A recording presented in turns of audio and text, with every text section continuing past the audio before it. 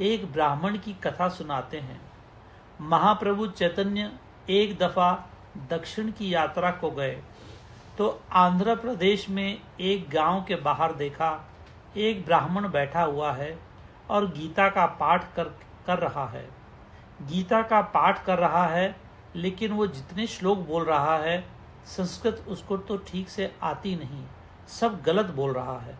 लेकिन एक बात है, श्लोक पढ़ता जाता है और साथ साथ जार जार रो रहा है।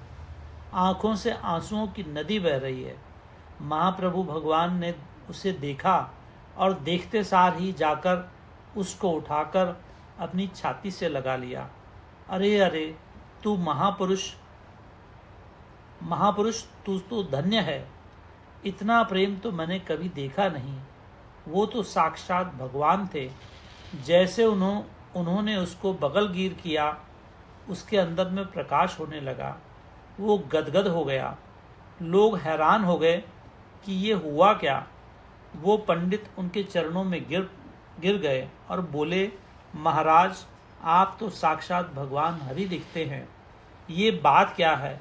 और मेरे अंदर इतना प्रकाश हो रहा है, सब कुछ हो गया मेरे अंदर में, सब सात्विक भाव प्रकट हो गए।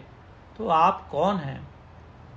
और मेरे को एक बड़ी हैरानगी हो रही है कि भगवान, ये जो गांव है सारा ब्राह्मणों का गांव है और सब संस्कृत के बड़े विद्वान हैं। ये सारा दिन मेरे को कोसते रहते हैं कि साले, तेरे को संस्कृत आती नहीं, तू अशुद्ध पाठ करता है, तू नरक में जाएगा। आज पहले दिन मेरे को एक व्यक्ति मिला जो मेरे को भला कह सके, तू अच्छा आदमी है, तू ठीक है और तेरा काम ठीक से हो रहा है। आपकी बात सुनकर मेरे को बड़ा आश्चर्य हो रहा है। तो महाप्रभु उसको बोले, मेरे को ये बता, तू रोता काहे को है?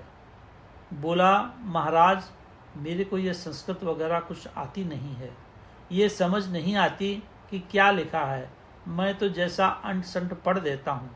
लेकिन एक बात है, मैं देखता रहता हूँ कि भगवान रथ में बैठे हुए हैं और अर्जुन को उपदेश दे रहे हैं।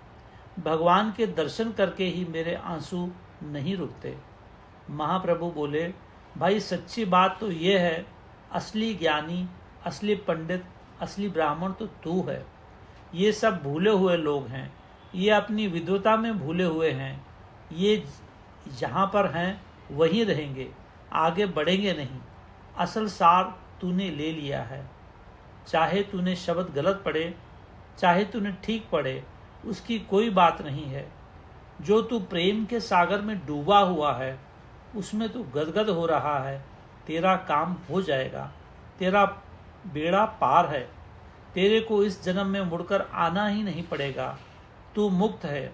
अब बताओ, यही तो सही साधना है महान ग्रंथों से लेने की। तो ये चीज़ को एक सबक अपने में ले।